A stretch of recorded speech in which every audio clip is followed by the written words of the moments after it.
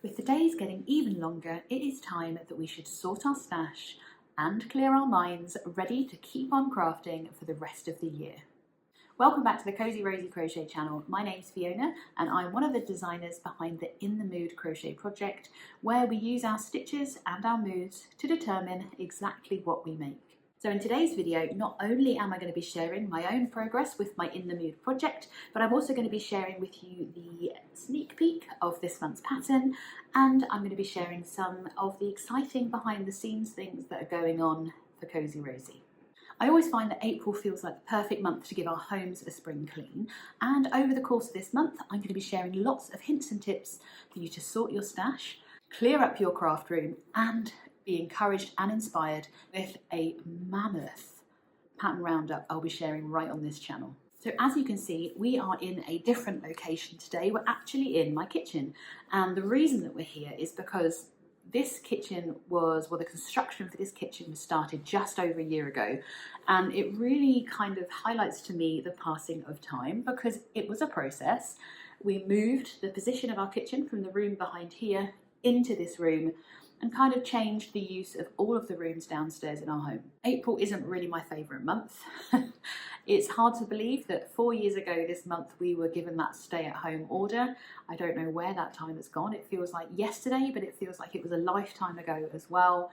2 years ago we sadly made that hardest decision to say goodbye to Rosie, my other dog, and pretty much a year to the day is the anniversary of the terrifying attack on Emily as well.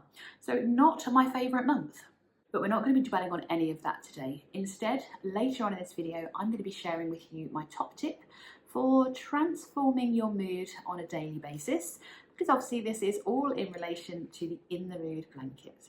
Let me share with you some of the exciting things that are going to be happening for my business, Cozy Rosy, over the next few months. So the first part of the cable and crossed crochet along is already out and people are stitching up across the world, making their own cardigans. I'm really excited because this was the first time that I've made a kit to go alongside with the pattern. So not only have I gathered the most beautiful yarn, because I really do love that Sirdar jewel spun, but inside the kit, the people that purchased, thank you very much, they also received my printed pattern. So this is me. This is the printed version of the cable and crossed cardigan. As you can see, I've made it in lovely large print with quite a similar layout to my other patterns. You get the same kind of links to the video tutorials and things. I've got my lovely testers at the bottom there. And it's led me on to another exciting opportunity. I have a really exciting trip to Gosport next weekend, or the weekend coming, where I'm going to be stocking some of my very own printed patterns. They're on order, they should be arriving in time, hopefully Thursday, Friday. I've chosen 6 other patterns on top of the cable and cross cardigan that are now going to also be available in print, all large print, all nice and easy to follow, and I'm so excited because it feels like a really big leap to go into physical prints other than just offering digital PDFs. I really do love them. I think they look so pro. Of course I do, because, you know, I am biased, but, you know, from choosing the right kind of paper, who knows, maybe publications, like big publications might be next. But it does feed into another big project that I've been working on behind the scenes. I have been moving my website from one web host to another, which is a much bigger project than I'd anticipated. Already 5 weeks in, the majority of the content has been transferred over, so all of my blog posts, I think there's about 400, just over 400 blog posts on there, all of those have been moved. Now I just need to double check everything, and then the next big project is going to be setting up my own e-commerce on that new website as well. So you'll be able to purchase your physical printed patterns along with kits and your digital prints, all from that e-commerce site instead of any other pattern shop. So on top of all of that, I'm also looking ahead to the Summer Wool Festival. That's the first festival that I'm going to be going to this year to host my crochet workshops in person. Absolutely love them. You know I love giving workshops in person. I love the fact that we can do these over YouTube and you can replay and repeat. And there really is nothing better than doing an in-person workshop. So I'm really excited and looking forward to those. If you are in the UK and you would like to attend the Summer Wool Festival, I'll pop a link in the description below as to where you can find the tickets for that wool show. Highly recommend it, along with the North East Wool Show, which is in Newcastle. That'll be in August. Oh, I just can't wait. It's all just there. I'm so excited. Ooh, and I'm so excited by it all. Anywho, let me tell you what is coming up this month. Let's not look too far ahead. I've already mentioned that for me, April is that month to kind of clear up, clear out, and really get sorted. Back in like Christmas time, I was sorting through my existing stash, and I actually took some time to get rid of the yarn that I didn't think I was going to use. And I know that was quite a challenge for a lot of people, and you don't have to do it. But I think the majority of us do need to have a good look through and a good look around our craft room to work out what we really need and whether or not we are cluttering up our craft rooms unnecessarily. My craft room, I will happily admit, is not a room. It is a corner in our spare room. Not only do I craft up there, but I film, I edit, I work. So if that space is a mess, my whole head is a mess. So over the last 6 weeks, it has got a little bit more untidy after my massive clear up over Christmas. And the time now is for me to move on and work the next bit of my yarn, which is also quite sizable. So as I do that process, I'm going to be sharing with you the videos behind me clearing it up. I'm also going to be sharing my hints and tips for you to sort out that scrap yarn along with sorting your stash. And this month's pattern is also going to be using one of my favourite techniques to help you use up your stash in double time. So no matter how big or small your yarn stash or your scrap stash is, together we can have a look through them all, get them sorted and get them organised so that we can spend more time crafting and less time looking for our lost hooks. So let me know in the comments if your stash is a little bit out of control, if it is organised and I should be jealous of you. Let me know in the comments, because I'm openly honest and will be sharing exactly what my craft room looks like later this month with you. So the pattern that is launching this month is the Cozy Crochet Footstool. I'm so excited for this pattern. It came out of an idea that I had to create like just a normal floor pillow or just somewhere to put your feet. The procrastination just led my mind down a whole different route, and I worked out that actually all I needed to do was find some really pretty feet and I could lift it up off the floor to give it a really pro look. And that's exactly what I did. I sourced these really cute furniture legs off of Amazon and managed to get some MDF cut to size, and hey ho, we have the Cozy Crochet Footstool pattern. It's launching on the 9th of April, so you'll be able to stitch up your very own footstool and use up a lot of that stash, because it is worked using the double stranding technique. And I've used it not only because it will help use up double the amount of yarn, because I used 2 Aran / worsted weight strands to create a chunky. I also used it to change and control the colour changes throughout that pattern as well. I'm going to be sharing all the techniques behind this project with you over the course of this month, and you're going to be confident enough to make your very own piece of furniture. I have no idea if you can actually hear me. The bells on the church are going because they play at, this is a Sunday when I'm recording this, it's Easter Sunday actually, so they're going to go on for ages. And they're playing hymns, and then I've got my dishwasher going in the background. Hopefully I'll be able to dampen down all the background noise. If not, I apologise, this is the reality of where I live.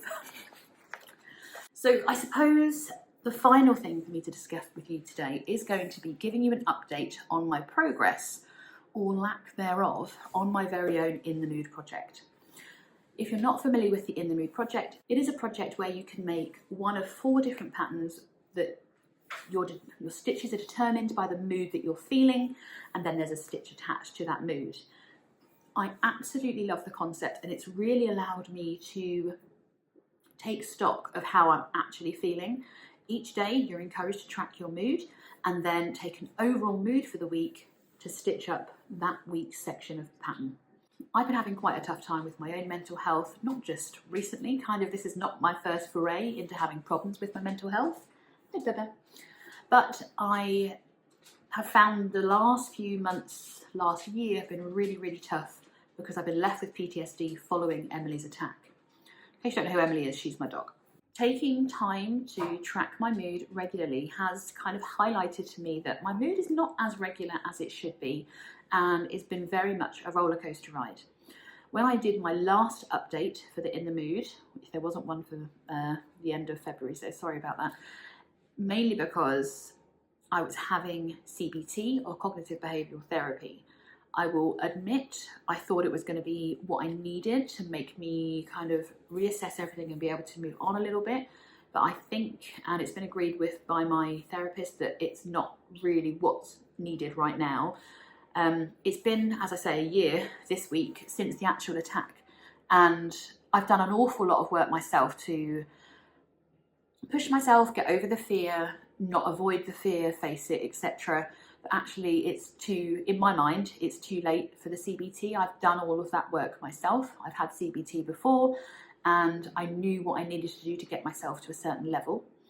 At the very start of March, or maybe at the end of February, I had quite an embarrassing episode, or a massive panic attack actually, at the vets, where there was an interaction with some other dogs, and it just left me absolutely shaking, crying, really quite embarrassing actually, because obviously those poor owners didn't know what I'd been through. It wasn't even their dogs that were the problem.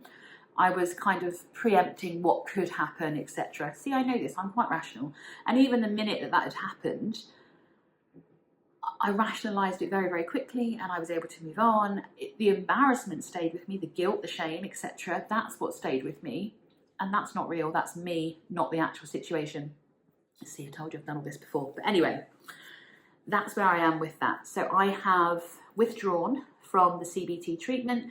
I don't think I'm getting anything from it. In fact, I found it more stressful going to it than just getting on with my day. Just to reassure you, I am doing my own work at home. I'm fully aware that I'm actually in control of what I think, and it's up to me to recognise when those thoughts aren't real. As in, I have to rationalise the fear, etc. If you've gone through all of this, you'll know what I'm saying.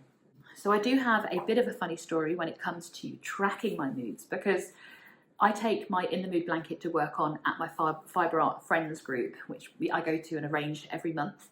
And I was working on the project the day before, put it all back into my project bag, picked the bag up, went out to Fibre Art Friends, was looking for the moods that I'd experienced that week, and discovered I had a whole page missing.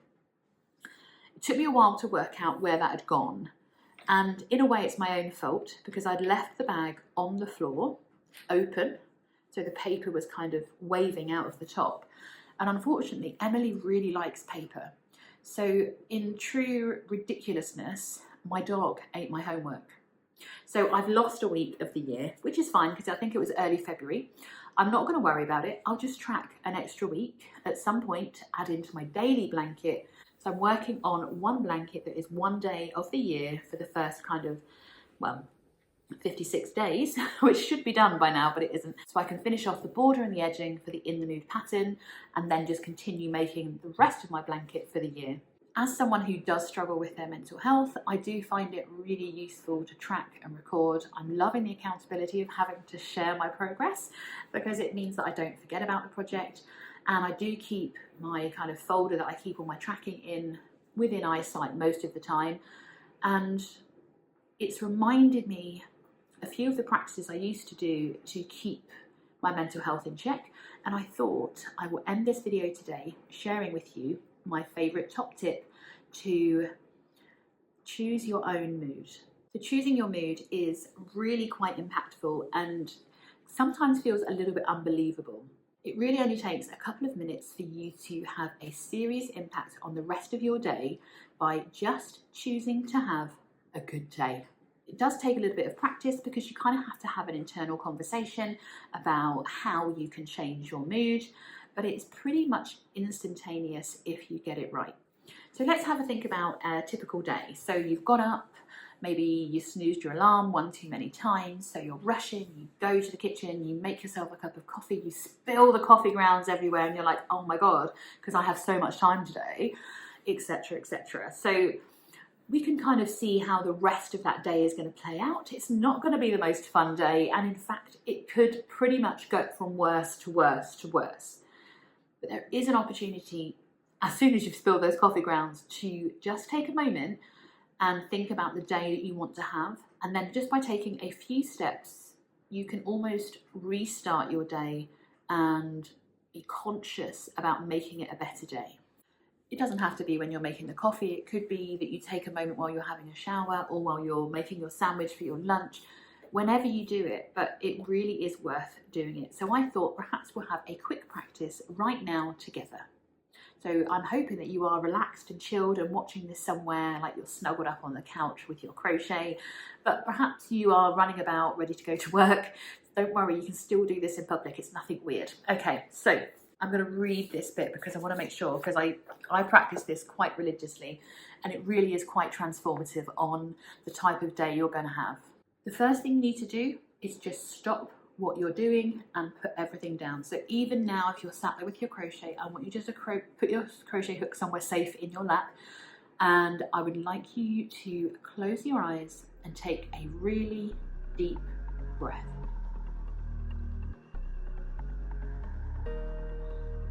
Breathe in through your nose and then out through your mouth.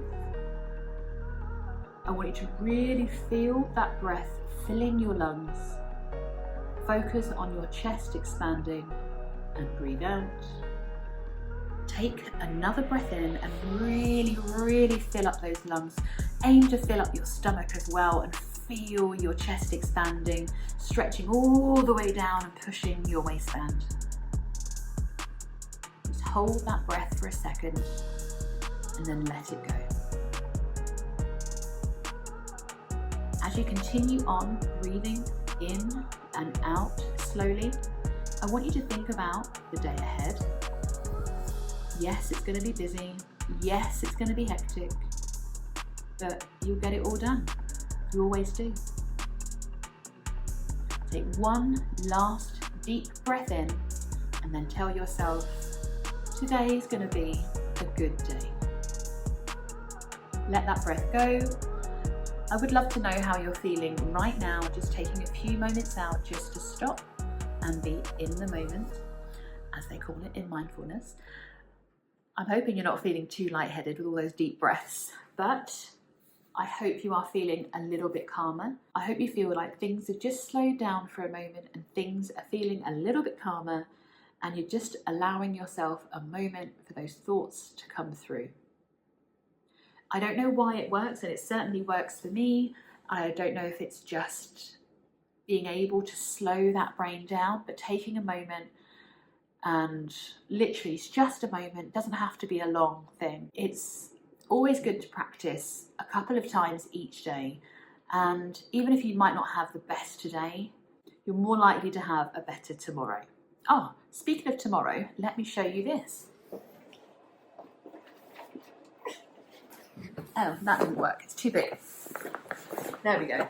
So, you may have seen this before. This is my laundry basket full of my scrap yarn, and this thing needs to be sorted. So this is what I'm going to be going through with you throughout April. Totally unabashed, I'm going to be sharing what's inside here, what's left over from all of the projects that I've been working. It's 2 years worth in here. Don't feel this is just 12 months of scrap. I'm going to be sorting through it, and I'm going to be sharing with you step by step how I organise it, how I can use it. And don't forget, towards the end of the month, I've got that massive pattern roundup to share with you to keep you inspired no matter how big or small your scrap yarn stash is. Thank you so much for joining me today. I hope you have enjoyed taking a moment and taking a breath, and I will see you in the next video.